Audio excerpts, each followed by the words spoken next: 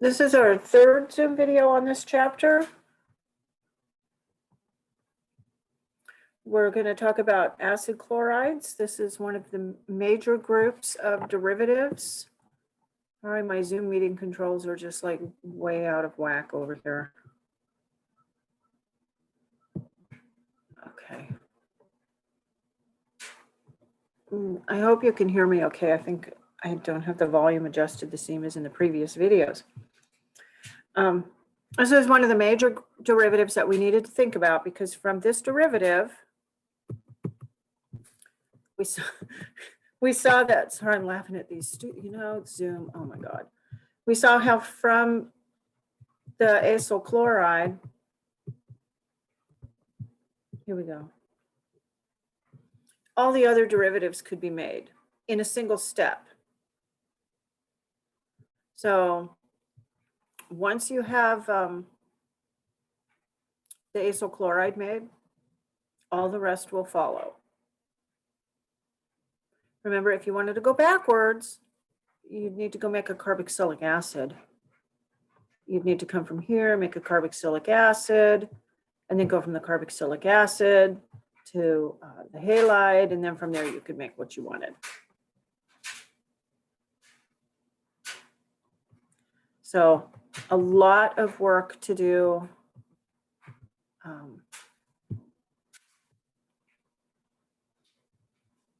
With the acyl halides.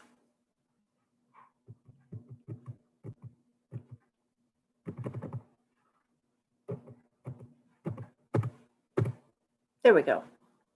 So, okay. Making sure that the slides caught up, my laptop and my iPad, and make sure they were synchronized. So let's take the carboxylic acid, add some thionyl chloride. There you go, that's SOCl2. And you can make the acyl chloride. So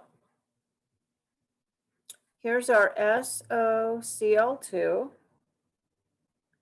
And let's do a nucleophilic attack, but the other way. So this is one to make this to begin with. This is going the other way from what we saw in the nucleophilic substitution that we just looked at. Sorry, there's some stuff going on outside that's very distracting. In the nucleophilic acyl substitution, the carbonyl was attacked at the carbon by a nucleophile. The other thing was the nucleophile coming in and attacking the carbonyl. This mechanism to make the acid chloride, notice, is going the opposite way. The carbonyl is attacking the sulfur on the thionyl chloride.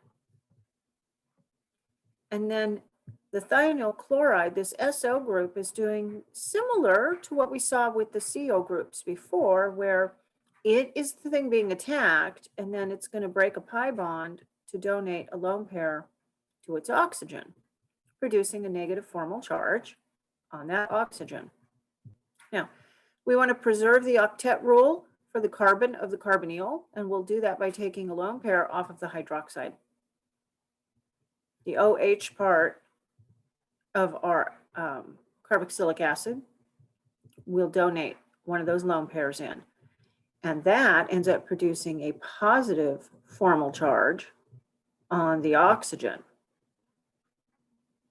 So, well, in general, you don't like to be making lots of different charges and have charge separation. That takes energy. What you do want to check for when that happens is your charge conserved? In our two starting molecules, they're both neutral. There's no net ionic charge anywhere. They're both neutral. They're not ionic. In our intermediate, even though there's charges present, there's a negative charge and a positive charge. And so when you add those together, you get a net charge of 0. So that's one way to just kind of double check that you might be on the right track, or that you haven't already made some kind of a mistake, is make sure that the charges work out. So here's this very cumbersome intermediate. The sulfur is bonded now to 2 oxygens. The one it was originally bonded to is carrying a negative formal charge. And then it has a new bond that has formed to the oxygen of the carbonyl. So that pi bond, notice, is broken. It's decreased down to a single bond.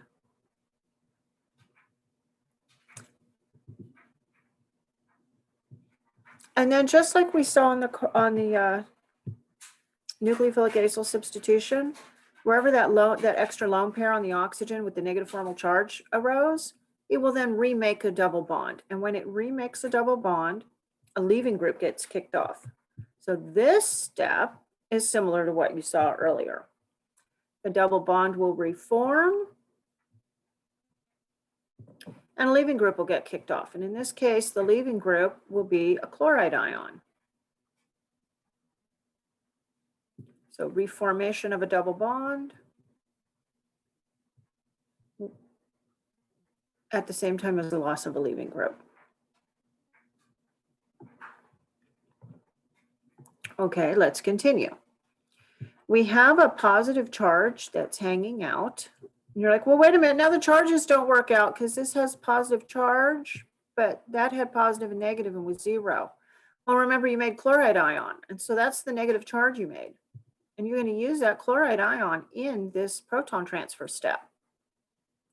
So really, whether you redrew the chloride ion over here, or you just took this chloride ion that you had drawn originally and just took its lone pair and put it down here, that's fine. It can be the same chloride ion. It doesn't have to be. It could be a chloride ion that was generated from a different, from another molecule, like a neighboring molecule. It would need to kind of be in the proximity of it. It doesn't have to be the exact same chloride ion. But there's a statistical probability favoring it because it's in very close proximity geographically. So it's not like it's 100% guaranteed, but it's very probable to be the very same chloride ion that came off just due to it being in close proximity. And that will do the proton transfer, right? So a positive and a negative makes a net of 0. Let's do proton transfer and break that bond. Now, when we give that lone pair back, right, notice that the positive charge is gone. So we still have our original carbon. Put a little green dot for the original carbon. I think it's kind of cool what ended up happening here. It had a double bond to this top oxygen and a single bond to this OH group. By the time it's finished with the first part of the mechanism, it now has a double bond to what it used to have a single bond, and a single bond where it used to have a double bond. So let me color code those oxygens.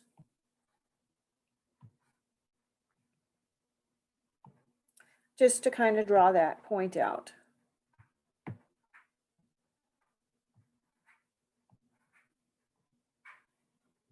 So it started with this double bond to the carbonyl, which I have put a red dot over. In the end, it has a single bond to that oxygen. It started out with a single bond to the OH group, and I put a little blue dot on that. And I'm tracing it along with my cursor. And it ended with a double bond to that. So the single bond and the double bond have switched places momentarily. They've switched places. We'll see in the next step if that stays or not.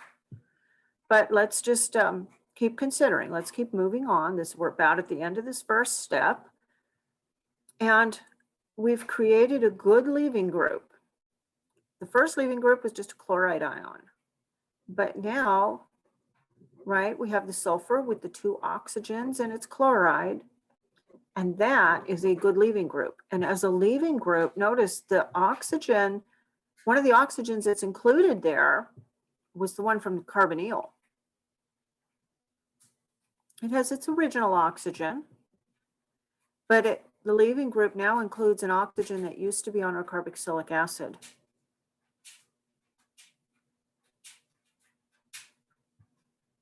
Okay, we have HCl around, so we have a source of protons, we have a source of chloride ion. This could probably end up being a gas and leave the beaker, but you could also have some chloride ions dissolved in there. And when you look down at the next step, so here, part 2, we show a nucleophilic attack by the chloride ion. Now, these are the same molecules.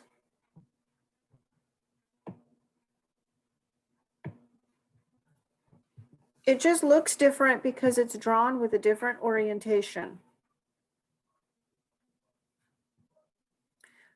Let me color code the oxygens so that they match, just to kind of emphasize what's going on. The carbonyl is double bonded to what used to be an OH group. That's this oxygen at the top. It's single bonded to the oxygen that it used to be double bonded to. So this oxygen down here at the bottom is the one that I'll put the red dot on.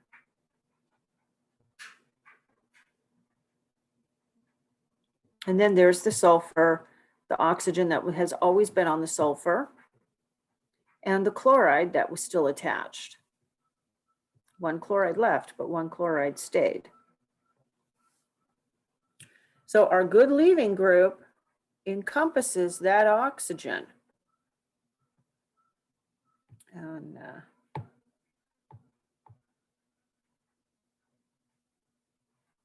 let's see, I'll do a green highlight.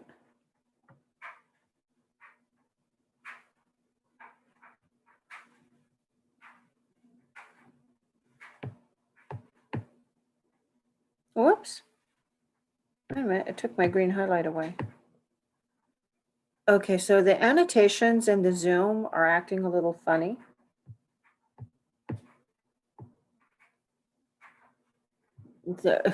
I'm trying to edit my annotations, my little drawings, and they're like disappearing and reappearing, and that makes it a little tricky.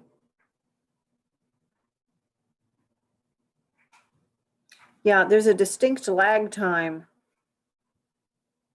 between my cursor movements on the laptop and my annotations and when they're actually processing through the system. I don't know what that might be. Maybe the internet's running a little bit slow today.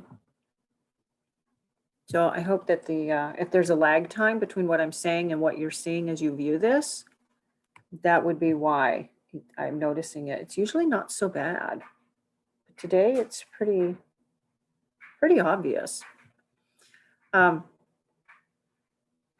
That chloride ion, let's start with part 2 now that we've identified our molecule and how it is the same molecule. Let's do another nucleophilic attack, this time from the chloride ion. And it will come after the carbonyl. This is what you're used to seeing. The nucleophile coming after the carbon on the carbonyl group. So just the opposite of what happened in the first nucleophilic attack. This is more the substitution that you were used to seeing. The halide comes in, the double bond reduces to a single, placing a lone pair on the oxygen of the carbonyl.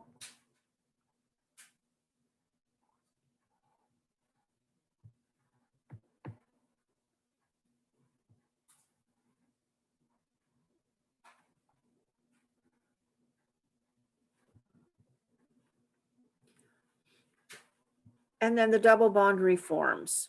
When the double bond reforms, we have loss of a leaving group. And the leaving group is the sulfur, what was left of our thionyl chloride with this additional oxygen attached. So you see how that arrow is coming right over to the oxygen. The electron pushing arrow is ending at the oxygen. So that bond is completely breaking and giving those electrons to the oxygen. So that turns out to be this oxygen way over here.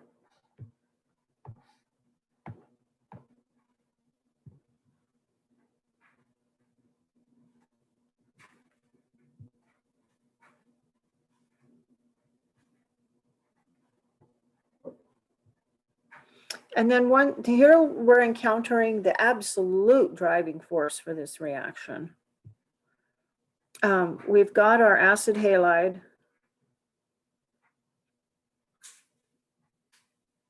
We tend to call it an acyl halide, right? Acyl halide. In the process, right, you have SO2Cl, and that can quickly decompose into sulfur dioxide and chloride ion. And that sulfur dioxide is going to be a gas. And when it makes a gas, what does a gas do? A gas leaves the reaction flask, and Le Chatelier's principle will push this to completion, right? Everything wants to be in equilibrium, but one of your components is a gas and it's leaving the beaker. So that's going to drive everything to completion.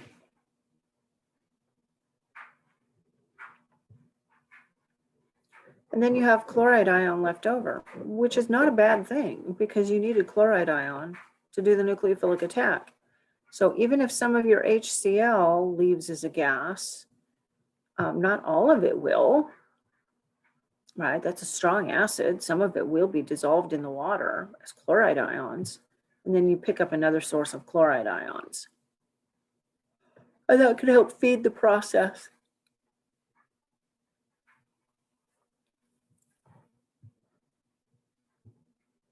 So the thing to be careful of with the arrows is the starting nucleophilic attack.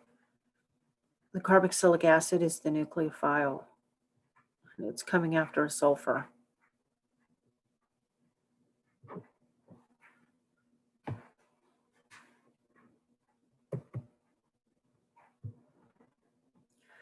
Now, do you have your acid chloride? Do you want to get it back to carboxylic acid for some reason?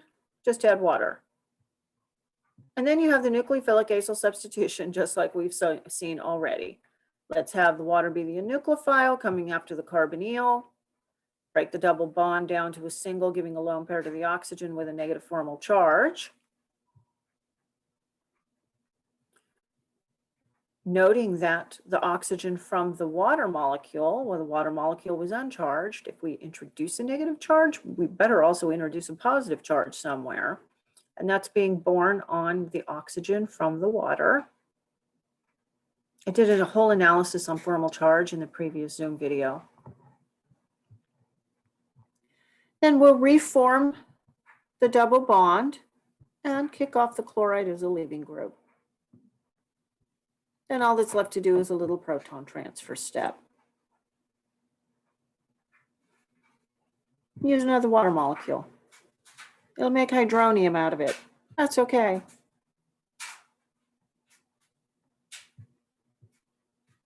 So compared to some of the other reactions, right, this seems really easy. This is just a very straightforward nucleophilic substitution. Okay, now is where it gets fun. We're going to take that acid chloride and do other stuff to it. So let's convert it to an ester, right? The ester has the carbonyl and then an OR group, like an ether group. So instead of, it's like a carboxylic acid, but instead of having a proton on that single bonded oxygen, it has another R group, and the R group can be anything. There are two ways to represent the same reaction. So be on the lookout for both of these. Now, you've got the acyl chloride, and you've got an alcohol. And then you've got some pyridine around. Oh, God. I have smelled pyridine in my life. And, you know, even just saying the word, I see the word written and those memories come back. It's the most obnoxious smell that I've ever encountered in my entire life. 40 years in and out of chemistry labs. Pyridine is by far the worst. Oh, my God. It's an aprotic solvent, so it's very handy. So you got the pyridine in there. But then they both have the acyl chloride, they both have the alcohol. But notice how example 1 and example 2 showed the reaction written differently.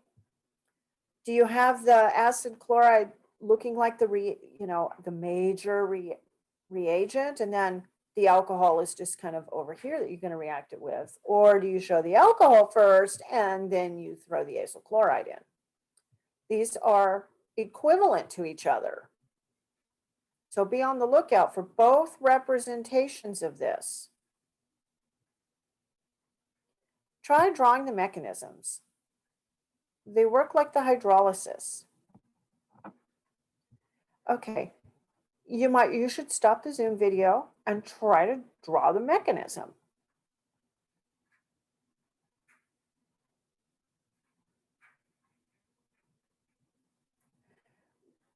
So, okay, now that the pause is over, let's think about what that mechanism looks like. Let's have the ROH. Let's have one of the lone pairs on the oxygen come after the carbonyl. In either version of example 1 or example 2. Oh, in fact, do I have it drawn out on the next slide? No.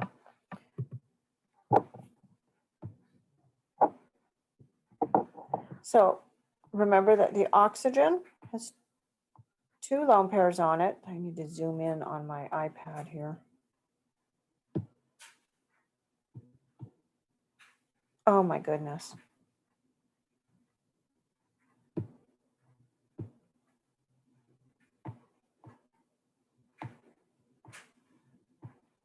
Okay, so it's got 2 lone pairs. Let's have a lone pair come after the carbonyl. And then let's break that double bond down to a single and give that, why did my arrow just disappear? And now they're back. Oh my goodness gracious. Zoom went through a period where it would do this. I would try to write and it wouldn't show anything until it was done, and then it would disappear and then it would come back. It was doing that at the beginning of fall semester. It drove me nuts. It looks like it's doing that at the beginning of this semester. It looks like it's doing it again. It settled down for a while. It was very smooth, and now it's acting up again. So from this step, after the nucleophilic attack, we would get the tetrahedral intermediate. Let's see if I can sketch it, because when I'm trying to sketch on, half the drawing disappears while I'm trying to draw the other half. And so it ends up like looking kind of goofy.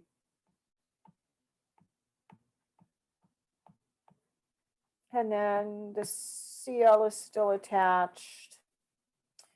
We have the alcohol is attached. And then we have, oh my goodness.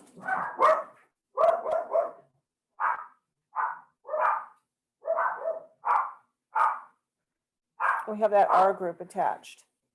And let me distinguish these R groups.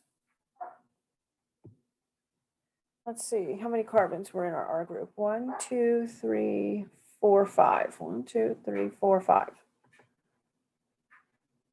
So 1. Oh my gosh, there's such a delay.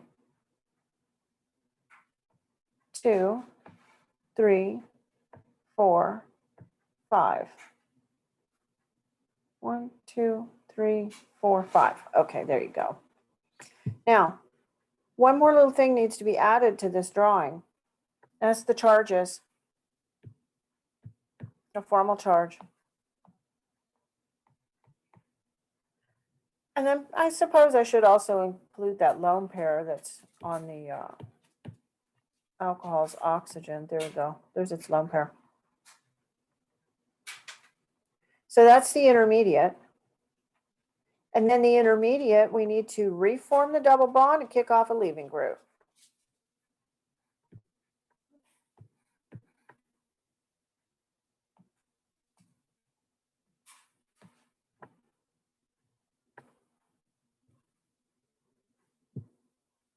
And then we have the product.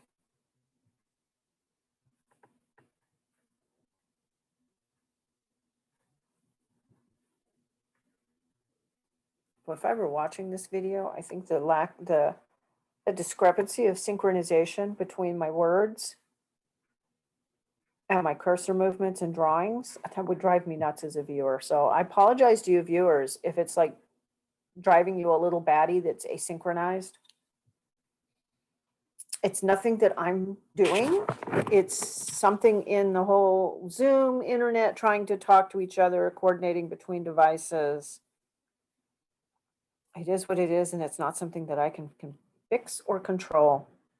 It's like watching a movie where they dubbed in, like it was in a foreign language and they dubbed in a different language, right? You select, and then their mouth is moving, but the words don't come out in this right synchronization.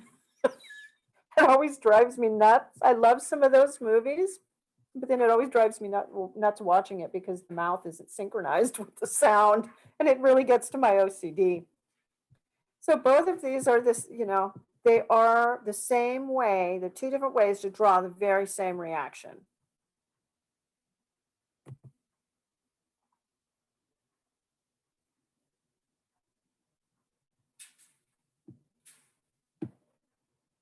Sorry, I'm pausing for a second to wait for the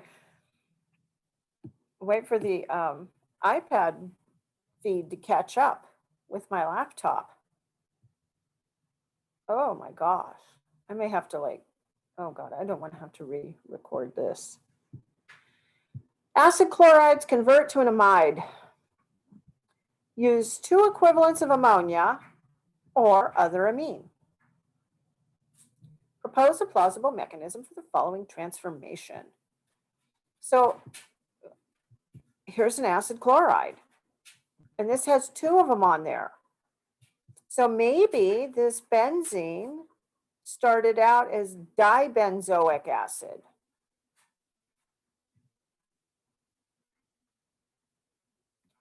And it had an acid group up at the top, and it had an acid group down at the bottom.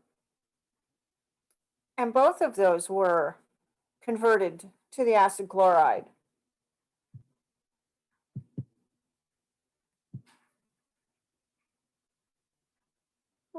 Slide seems to be advancing its own animations by itself. Remember, the nitrogen has a lone pair on it. So take a lone pair from the nitrogen and come in and do the nucleophilic acyl substitution, the nucleophilic attack part.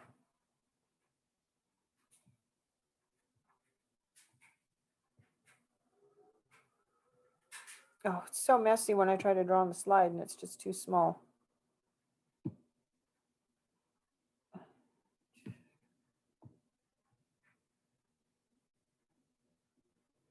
Come on, I'm trying to erase it, but this delay is really aggravating me.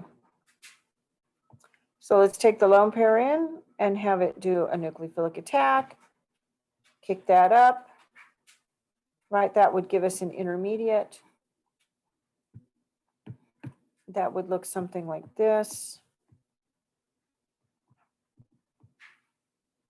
I'm just going to do the benzene ring like that.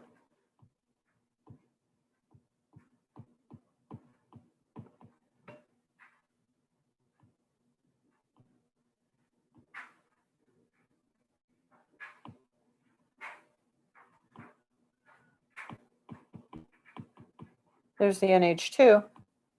And then here's the other nitrogen. And then down here, we've got the other carbonyl that we haven't used yet. And remember, nothing in the starting material is charged. So in our molecule that we've just drawn of the intermediate, we put the negative formal charge on the oxygen, but there must be a positive charge residing somewhere. Where would that be? I'm pausing so you can think, and also so my Zoom cursor can get really frustrating me this morning. Oh my gosh. Put the positive charge on that nitrogen.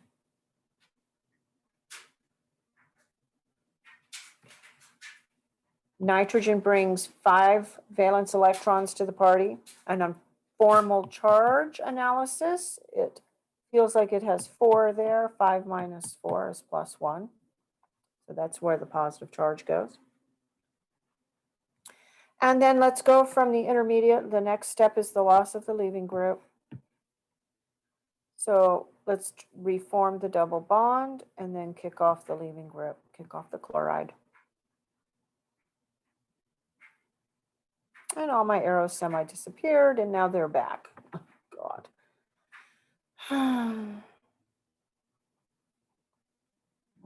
And with that, we have this first part done. So that first attachment is done. Now, this particular molecule was diamine.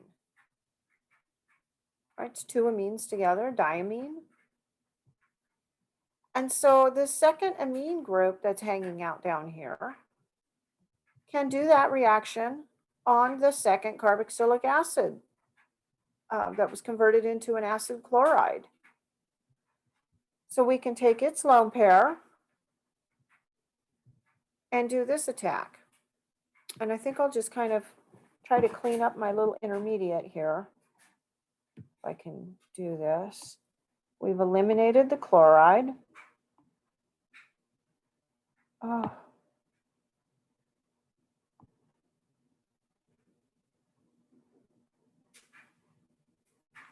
We should do a proton transfer. I skipped the proton transfer, sorry. That's gone away. We have a double bond. Oops, that needs to be a pen. Let's put that green. We reform the double bond. And I didn't show a proton transfer, but use a proton transfer step right in between to get rid of one of those protons and the positive charge that came with it. What can you do the proton transfer to? You got chloride ion sitting around. You just kicked it off as a leaving group. So have the chloride come over and, I mean, can pyridine pick up one? Well, you know, have the chloride come over and pick up one of those protons.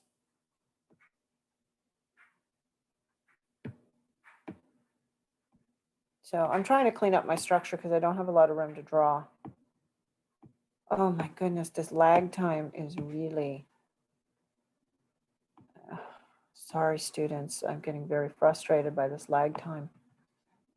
It's really hard to draw when the drawing disappears as you're trying to draw it, and then you don't know where your pen is in the right place or not. Okay, so there's a lone pair on that nitrogen. Now where'd the lone pair go? It disappeared. Okay. Have that come after the carbonyl and then break that double bond. Take it down to a single bond, adding a lone pair on that oxygen.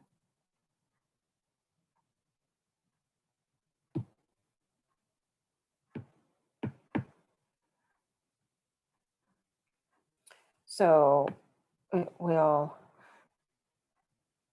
wait a minute, I had this, oh my goodness.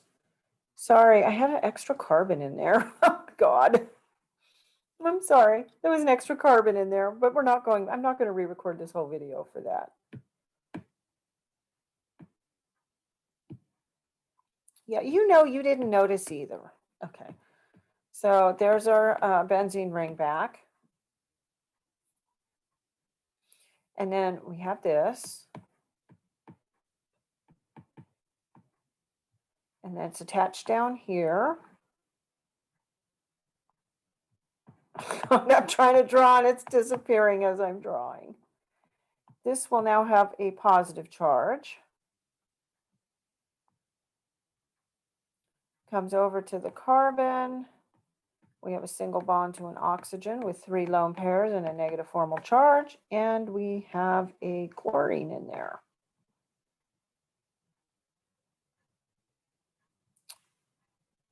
So that's our new intermediate.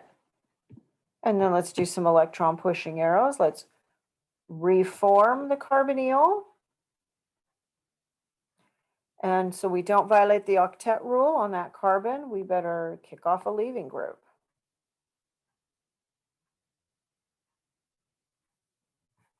And then you can use a chloride ion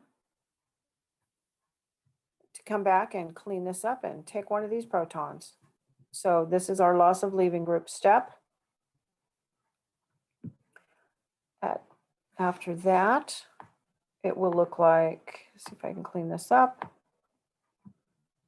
Let's take that away and take that arrow off and lone pair.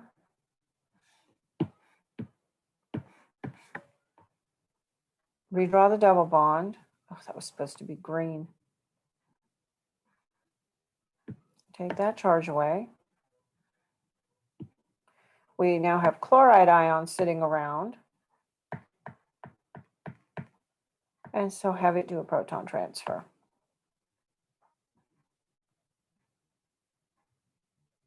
And then you end up with, oh, I don't want to put that one in red because then it looks like it's an electron pushing arrow.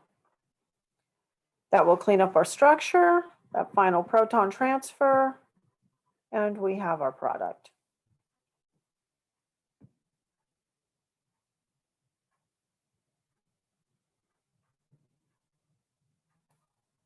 I'm hitting the clear button and nothing's clearing. Okay.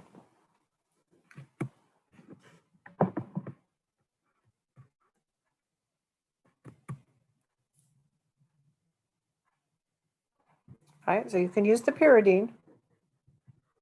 It is a base, but you also have chloride ion around. Oh, if you have the chloride ion around, yeah, you're probably better off giving it to the pyridine. And then repeat the steps.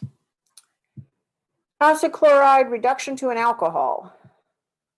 In this case, use the lithium aluminum hydride and then follow with water.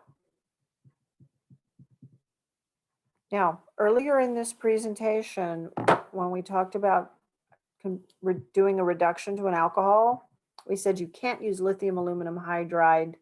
You would need to use borotrihydride. Oh, I'm going to flip back through this. And I said there will be a place in this chapter where it's appropriate to use the lithium aluminum hydride. That would come later. Well, this is the spot where it's finally appropriate again. But let me backtrack in here just as a reminder. Way back here, let's see. Here. When you had the carboxylic acid and you wanted to take it to the alcohol, we said, you know, you can, but you reduce all the carbon-oxygen bonds. Better to use borotrihydride, which would reduce only the acid.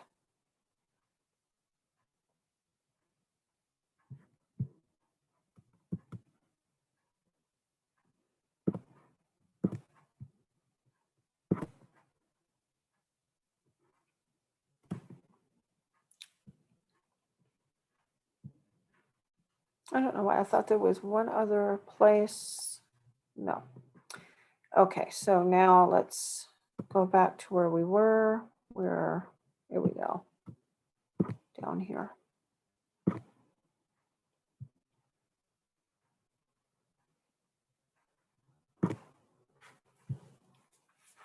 So nucleophilic attack from the lithium aluminum hydride.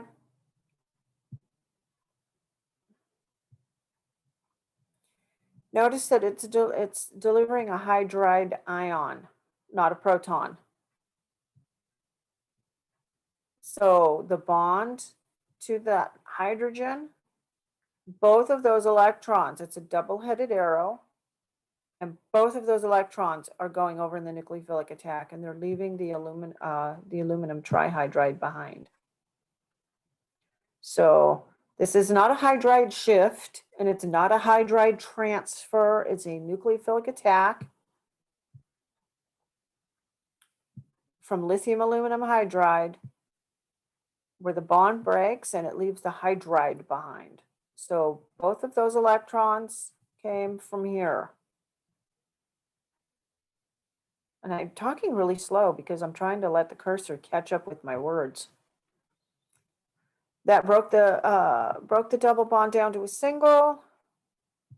And then we'll reform the double bond, kick off a leaving group. Chloride will be the leaving group. Now we're not done.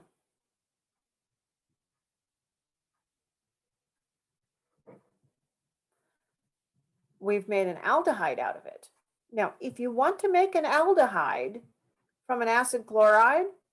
Well, there you go. It could be you want to make an aldehyde. You stop it there. Right? Just be careful how much lithium aluminum hydride you put in the mix, because if you have excess, it will do it again. But if you were to be very careful about how much of this you had present, right, you would get some product out. It wouldn't be the highest yield because some of them would, there would be a competing reaction where it would do this again.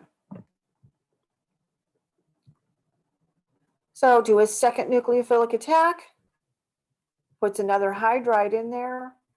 We've taken the double bond to a single. You've seen that 100 times now. But before you reform the double bond to do a carbonyl,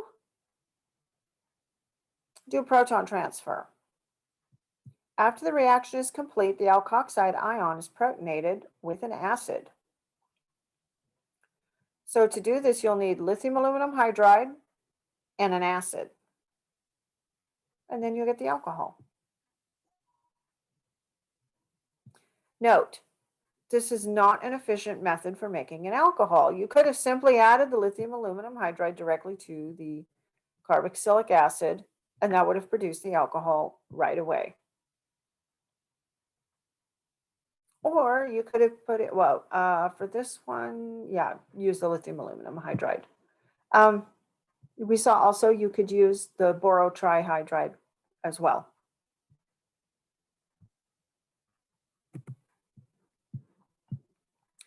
Grignard reaction with an acid chloride can be used to produce an alcohol, but a different one that was first converted to the chloride. Okay, so let's see how this works. It said it would produce an alcohol, but a different one. So excess Grignard reagent, this already has the Grignard reagent in there. That's in the previous chapter. Just put your alkyl halide over magnesium metal. Right, you have the alkyl halide dissolved in a solvent, not water. Put it in ether. And then toss a chunk of magnesium in there, and you'll get your Grignard reagent. Then the Grignard reagent, right, that R acts like an R minus. It acts like a carbanion. And so it's got lone pair, it's got negative charge, and that negative charge can come right on after it. Oh, you can see it down here. I should just look at my slide. The R minus, that's where this R minus came from. It's that R minus from the Grignard reagent. Notice the water has to be kept in a whole separate step. You can't have water around your Grignard reagent. So you have the nucleophilic attack, and you've seen this over and over and over. Now, it'll kick off the leaving group. Okay, that's cool. But if you still have Grignard reagent around, let's have it do another attack, right? You've made a ketone out of it, but it can still be attacked because that carbonyl is still very polarized.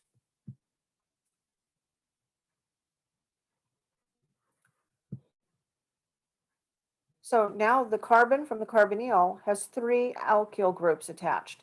The one that's in black, which might be kind of hard to see depending on how your computer is looking. Let me highlight it in green or something. That one is the original one that was on the molecule to begin with. Nothing has happened to that one. The one that's shown in red, which I'll put in yellow, I guess. On your slides, it's color coded in like a really deep maroon, like a red brown. And depending on how your computer contrast is working, you might or might not be able to see it.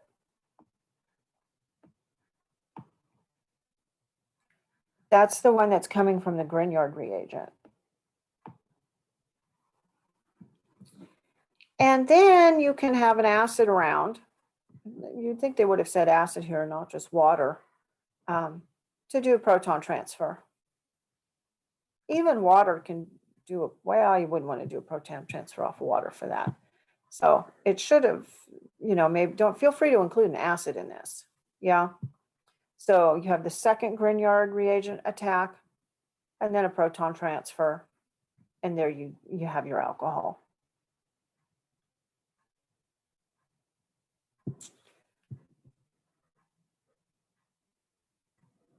In the carboxylic acid, the alcohol group was where the chloride is in the acid chloride. And that's why it says a different one than was first converted, meaning originally the OH group on the carboxylic acid was where that chloride is residing. That was the OH group. But at the end of turning it into an acid chloride and then reacting it with a Grignard reagent, you have converted the other oxygen, the one that was the double bonded oxygen, you've converted that into an alcohol.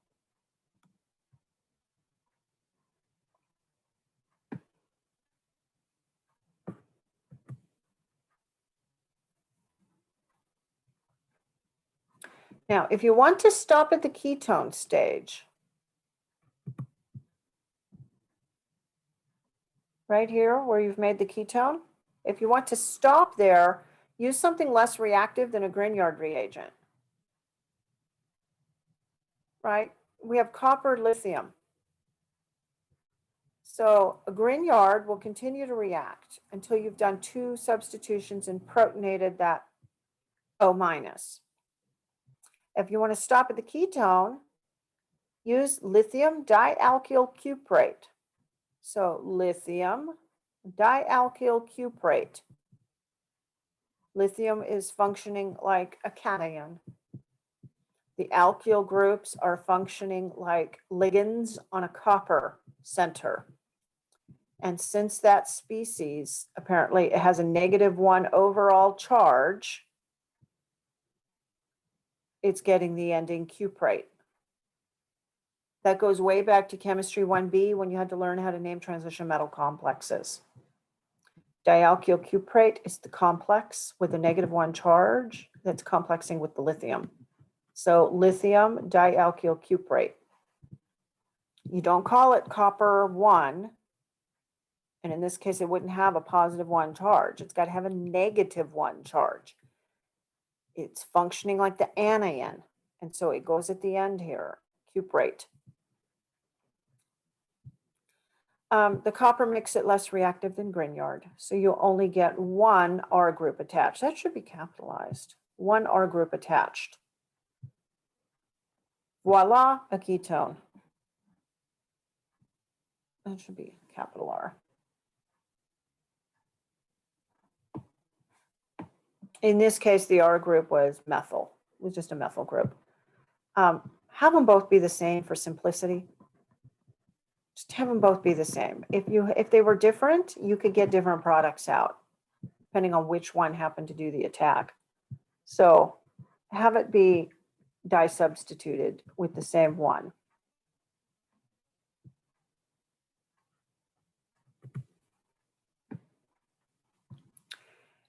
Here's your reaction map that we've built up so far. This is starting with the carboxylic acid and taking it to the via thionyl chloride, taking it to the acid chloride.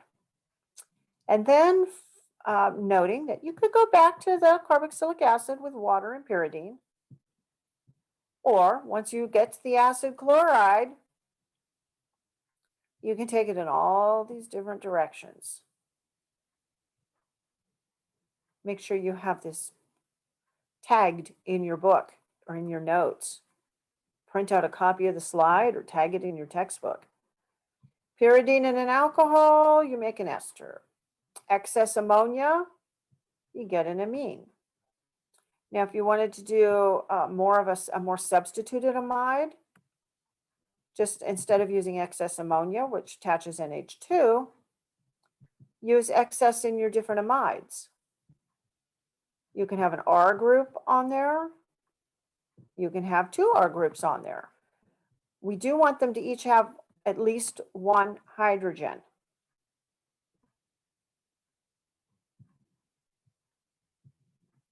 At least 1, because you'll finish it off with the final proton transfer. You need that to balance it out because you're going to produce that negative charge on the oxygen. And so you'll need to be able to get a way to get rid of it You'll be able to dump off the positive charge if you had a proton hanging on there somewhere. Lithium aluminum hydride excess with water, you can convert it to an alcohol.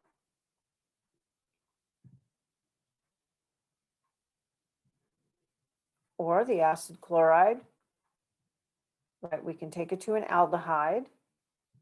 This isn't lithium aluminum hydride. It's a little bit similar. We didn't really study this one, I don't think. And then Grignard reagent will also take it to an alcohol. So what's the difference? With the Grignard reagent, you have additional R groups you've brought in. With just the lithium aluminum hydride, well, there's no R group to bring in. And so it just, you have a CH2 there. I have to go check on the puppy dogs. I hear them heading in the back. Or we can use our lithium dialkyl cuprate and bring it to the ketone. The next thing we're going to look at are, we have some more that we'll go through, but I'm going to put that in another Zoom video. And I guess there's a note here. The esters are also going to be pretty extensive with their reactivity. Wait a minute. Whoops, went the wrong way.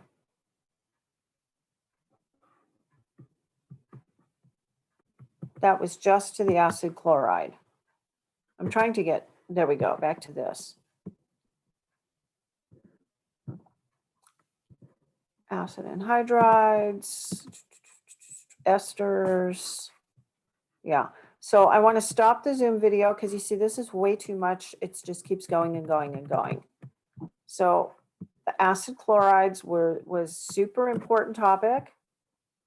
And I told you we would cover that just on its own.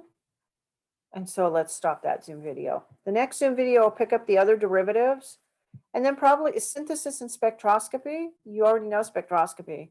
And the synthesis is basically going to be a go look at that on your own because we're just pulls all the pieces of the puzzle together.